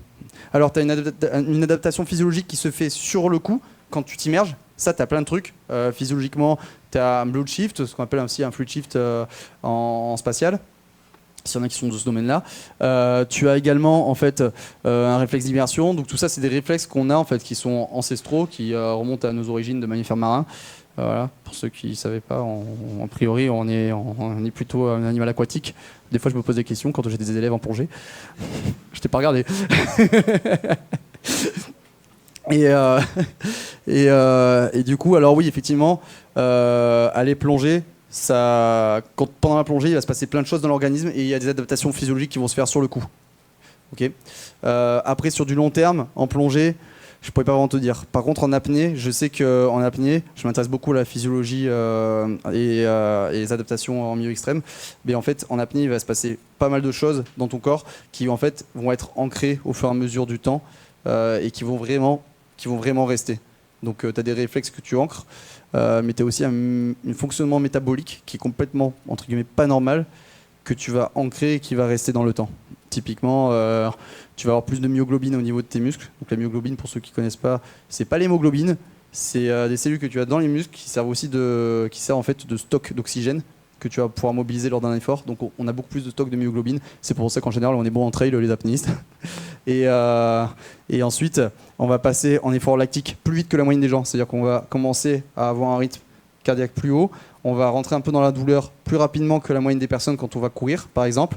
Par contre, dans le lactique, on va aller beaucoup plus loin que quelqu'un de normal. Donc c'est-à-dire que tu auras plus mal plus vite. Tu vas aller à la même vitesse que ton copain. Par contre, lui, à un moment, il va être tellement cramé en lactique qu'il va s'arrêter. Toi, tu vas pouvoir continuer à courir au même rythme alors que tu es chargé en lactique. Donc ça, on avait fait des tests avec des médecins. Et effectivement, c'est des choses qui... Bon, on a émis l'hypothèse, il n'y a pas assez de recherche malheureusement sur la physiologie en plongée en apnée, mais on a émis l'hypothèse que ça aurait pu être lié à ça. Et là, c'est plutôt cool. Il y a une collègue qui est à Polytech en Belgique, de la Polytech de Lausanne, qui a monté son asso, Axtérix, qui en fait est justement spécialisé sur la physiologie. La physiologie en milieu extrême, et l'idée c'est de regrouper vraiment des acteurs, donc des compétiteurs en apnée, des gros plongeurs, des labos de recherche, des caissons hyperbares, pour justement essayer de pousser un peu les recherches et essayer de comprendre davantage ce qui se passe un peu dans l'organisme, parce qu'on sait qu'il se passe un paquet de choses très, très particuliers, mais notamment quand c'est vécu directement. Tu as des adaptations sur le long terme, je disais, mais vraiment quand c'est physiologique, lorsque tu vas dans l'eau, là tu as des mécanismes vraiment très, on va dire, violents qui se passent et auxquels le corps en fait arrive complètement à s'adapter. Donc voilà, ça c'est côté plutôt cool, c'est que ça commence quand même on commence à s'y intéresser et ça commence à se développer. Et d'ailleurs le spatial s'en sert de plus en plus maintenant. Je travaille un petit peu avec l'agence spatiale et il s'intéresse beaucoup aux mécanismes, notamment apnée, plongée, et on fait beaucoup de parallèles en fait avec ce qui peut se passer, on peut faire des simulations, etc. C'est extrêmement intéressant.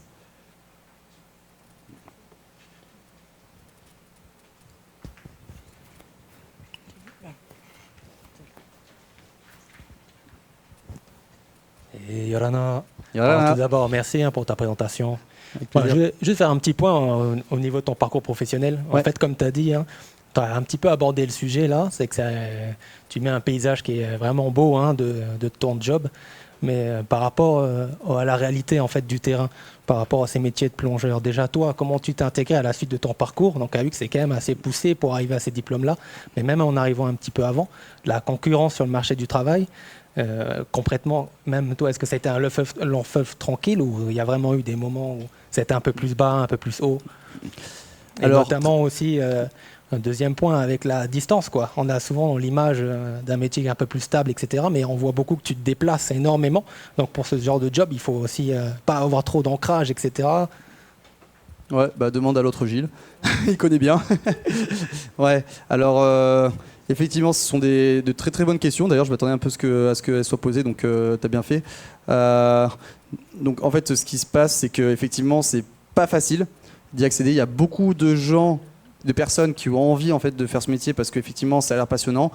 Faut savoir que c'est compliqué d'y arriver, ça coûte très cher. Déjà, toutes les qualifs qu'il faut passer. Alors heureusement, le 3B J'ai réussi à le passer avec le labo, ça m'a un peu allégé. Mais voilà, savoir, le DE c'est 10 000 balles, le SCAF c'est 12 000 balles, l'équipement caméra c'est 12 000 balles, le recycleur plus les formations, tu comptes à peu près 10 000 balles. Voilà, et moi j'ai pas un sou et mes parents ils mettent pas, hein, donc j'ai toujours bossé comme un bourricot, j'ai fait des burgers, j'ai bossé à Decathlon, Multipass tu connais, bah, voilà, pareil. Et j'ai fait des sous et je me suis formé, je me suis équipé, et voilà, je pense que voilà, quand tu veux t'orienter vers ce métier-là, il faut y aller à fond. Tu te dis, ok, je me donne tant en budget, je me donne tant en année. Il y en a, ils partent 4 années en école de commerce, ça coûte une fortune. Voilà. Moi, je me suis dit, bah, écoute, je vais mettre 4 années à mettre tant en budget. Au pire, ça me fera de l'expérience et ça me fera vivre des choses de dingue. Et au mieux, j'arriverai à rentrer dans un labo ou dans un bureau d'études, etc. Il n'y a pas de raison. L'idée, c'est d'être motivé et vraiment d'y aller à fond.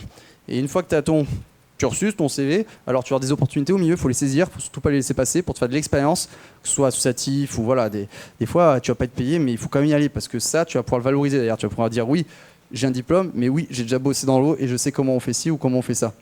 Ça, c'est extrêmement important. Et après, d'ailleurs, quand tu commences à rechercher, il faut vraiment aller faire du porte-à-porte et il faut y aller, il faut se montrer parce que des CV dans un labo de recherche, bah, vous connaissez, hein, déjà juste en recherche, tu reçois un paquet, des stagiaires, tu reçois un paquet, des CV. Alors après, quand c'est pour de la plongée scientifique et que c'est encore plus une niche, le CV, tu le regardes, tu dis ok, je le mets de côté, mais en fait, tu le revois jamais. Par contre, si tu as le gars qui vient te voir, qui te montre qu'il est motivé, qu'il a fait ci, qu'il a fait ça, que tu as le gars en face, tu vois, déjà tu as une espèce de confiance qui s'installe, ou pas, ça dépend du profil, là du coup c'est réglé, mais tu as une espèce de confiance qui peut s'installer. Et le gars, quand il part, tu te dis waouh, lui il est sérieux. Je l'ai gardé sur CV. Moi, j'ai fait comme ça pour quelques plongeurs qu'on a fait bosser avec nous. Hein.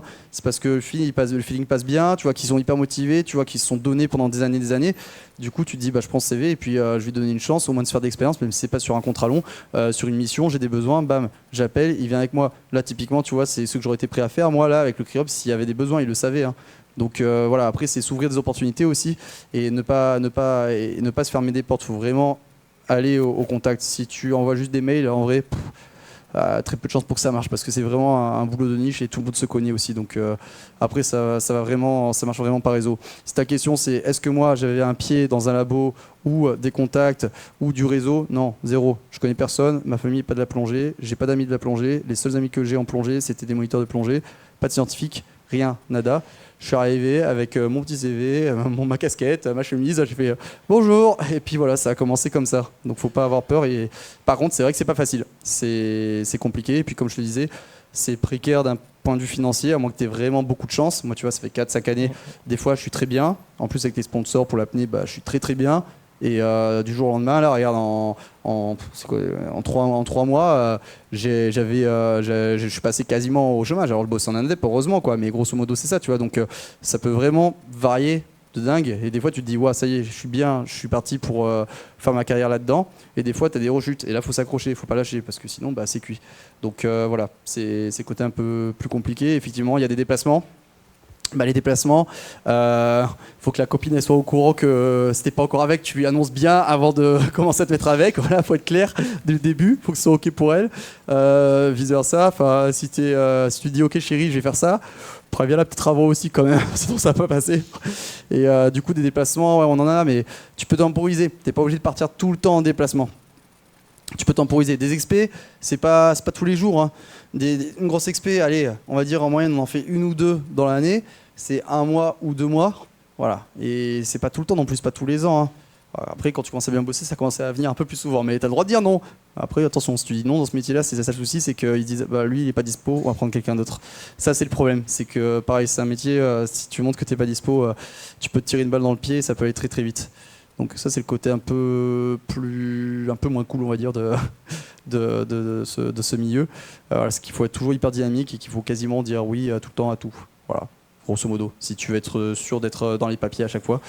Mais oui, du coup, déplacement, grosso modo, je te dirais des missions scientifiques. Alors après, ça dépend des labos aussi ou des organismes. Mais pour te donner un exemple, là, j'ai parlé de moi, donc de ce que je connais. Là, on tourne grosso modo à 4-5 semaines de campagne scientifique dans l'année, parfois un peu plus. Bon, là, on avait une mission un peu longue, tu vois, au Costa Rica, donc généralement, on a un déplacement à l'étranger avec le labo, c'est entre 10 et 20 jours.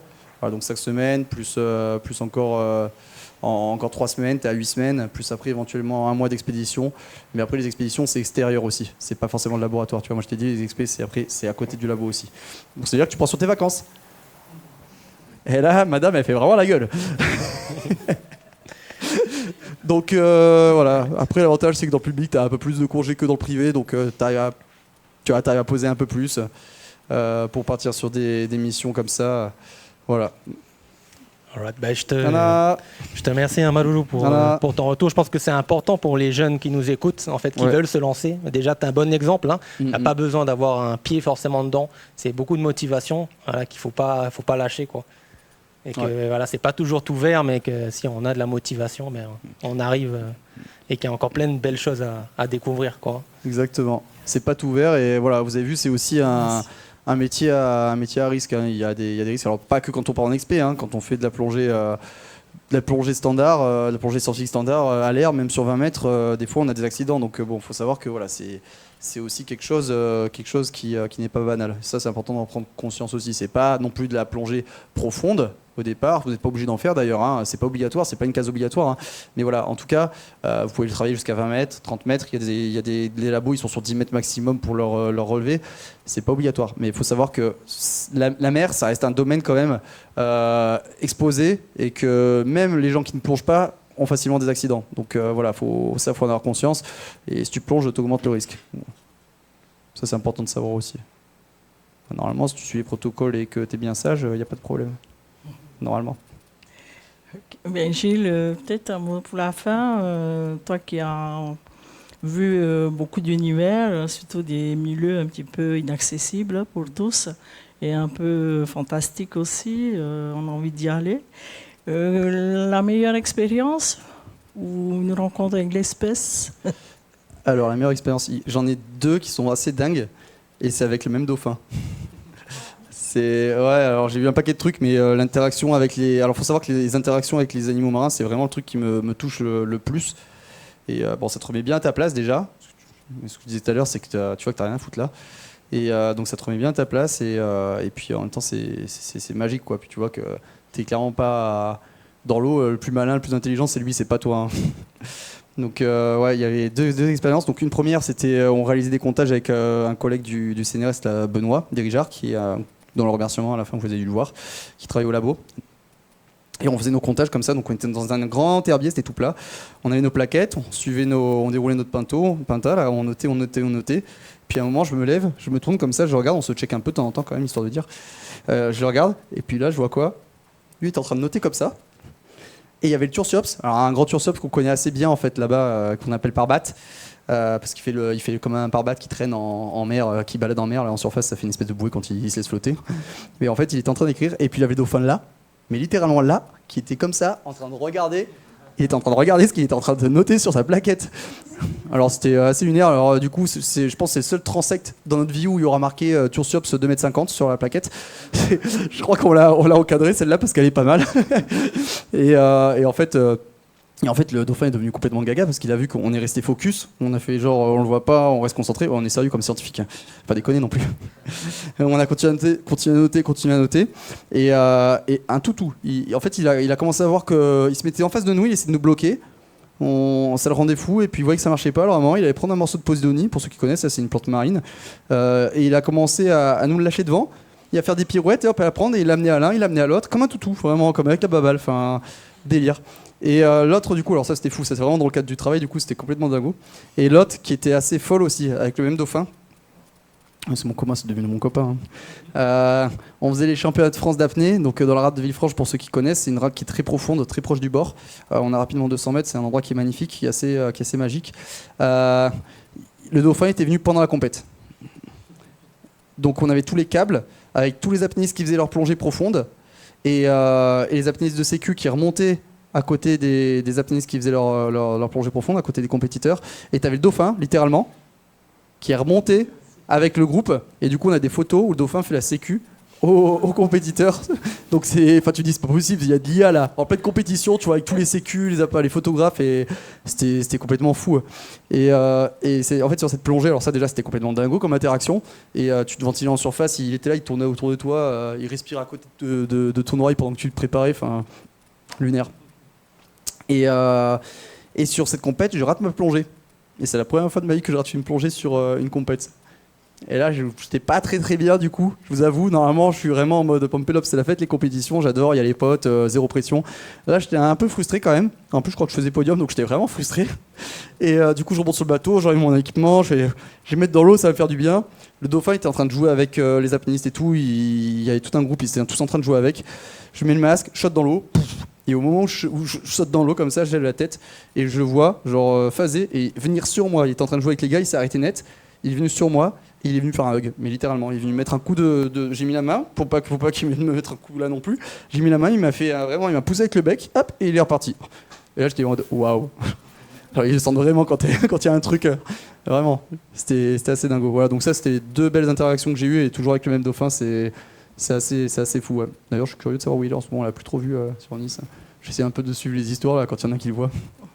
Voilà, donc il y a de belles choses, mais ça, c'était vraiment touchant en tout cas. Merci beaucoup, Gilles. Avec merci plaisir. Et merci pour cette intervention et ce partage.